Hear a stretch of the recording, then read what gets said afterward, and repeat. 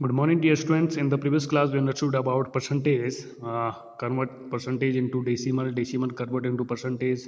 Many type of concept we have learned, and we solved questions of exercise 8.2.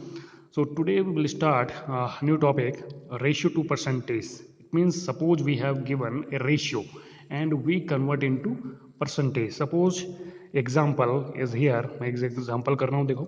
Suppose 3:4, 3:2 है. Suppose 3:2, ratio is given 3:2 और आपको convert करना है percentage में, convert करना है परसेंटेज में रेशियो को.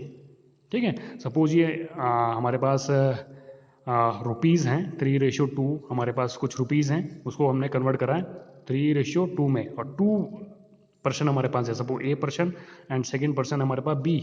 इन दोनों में हमने कन्वर्ट करना है अमाउंट ऑफ जो भी हमारे पास अमाउंट है उसको डिस्ट्रीब्यूट करना है दोनों में. किस रेशियो से? 3:2. तो आपको फाइंड करना है कि A पार्ट को कितना परसेंट मिला और B पार्ट को कितना परसेंट मिला. तो आपको सिंपल सा लॉजिक क्या करना है, सम ऑफ द रेशियो. पहले आप टोटल रेशियो फाइंड कर लोगे कि हमने टोटल रुपीज़ जो अमाउंट है उसको कितने टोटल पार्ट्स में डिवाइड कर रहा है.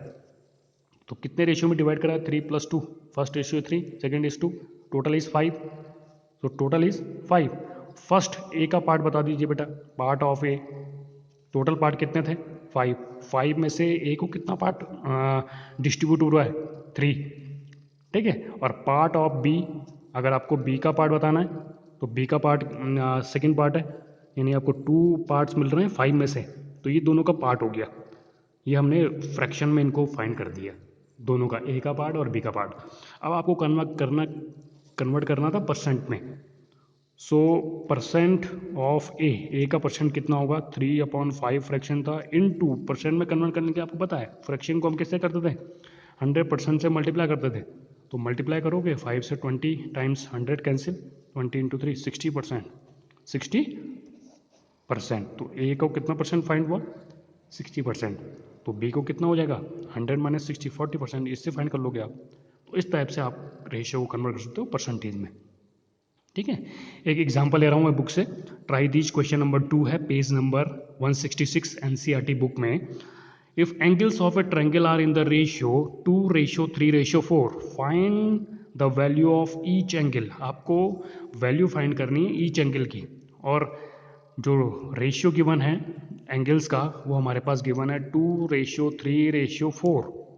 आपको ट्रायंगल्स के एंगल्स फाइंड करने हैं.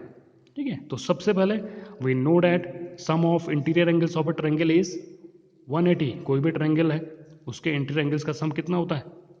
180 होता है. टोटल सम ट्रायंगल्स का हम पढ़ चुके हैं ट्रायंगल्स एंड इट्स प्रॉपर्टीज में. तो 180 डिग्री है हमारे पास. ठीक है. टोटल. तो सबसे पहले रेशियो में डिवाइड है तो हम क्या करेंगे, सबसे पहला लॉजिक आपको क्या करना है, sum of the ratio. It mean हमने टोटल कितने पार्ट किए हैं? 2 + 3 + 4, टोटल इज 9 पार्ट आपने किए हैं. तो part of first angle, first angle का पार्ट क्या होगा अगर आप फ्रैक्शन में फाइंड कर सकते हो? Total is 9. टोटल एंगल को हमने 9 पार्ट में डिवाइड किया है. और फर्स्ट का पार्ट कितना था? 2. तो 2/9. सेकेंड का पार्ट 3/9. थर्ड का पार्ट 4/9. अब आपने मेजरमेंट निकालना है. तो मेजरमेंट कैसे निकालेंगे? Measurement of first angle is equal to first part कितना था? 2/9. अब टोटल एंगल हमें पता है होल क्वांटिटी इज 180. तो 180 का 2/9 है. तो 2/9 इंटू 180. सो मल्टीप्लाई कर दोगे, डिवाइड कर दोगे 9 से. 20 times 20 × 2 40 degree. Measurement of second angle is, part of second angle is 3/9 into whole quantity. Whole angle कितना है? टोटल सम कितना होता है? 180. So 20 × 9 180, 20 × 3 60 degree. Then measurement of third angle is 4/9. Part is 4/9 into whole quantity 180 degree. Cancel this, we get 80 degree. So 40 + 60 + 80, total sum is 180. तो तीनों angle हमारे पास find हो गए. तो आपको क्या करना है, रेशियो गिवन होगा, टोटल कर दीजिए. फर्स्ट का पार्ट निकाल दिया 2/9, सेकेंड का 3/9, फोर्थ का थर्ड का 4/9. और अमाउंट निकालना है या परसेंट निकालना है? परसेंट निकालना होता तो इंटू 100% कर दे.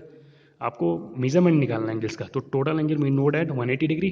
Multiply each fraction by 180 degree, we get value of each angle. Clear? First part आपको करना है question number. Next second topic of this today is increase और डिक्रीज परसेंट, इंक्रीज और डिक्रीज परसेंट। तो फर्स्ट इज, पहले मैं formula बता दे रहा हूँ बेटा, आपको इंक्रीज परसेंट फाइंड करना है।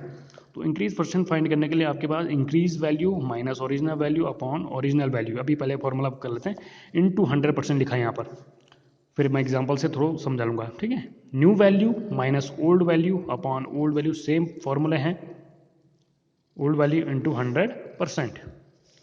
Decrease percent is equal to original value minus decrease value upon original value into 100%, old value minus new value upon old value into 100%। अब एग्जांपल देखो बेटा कैसे करना है।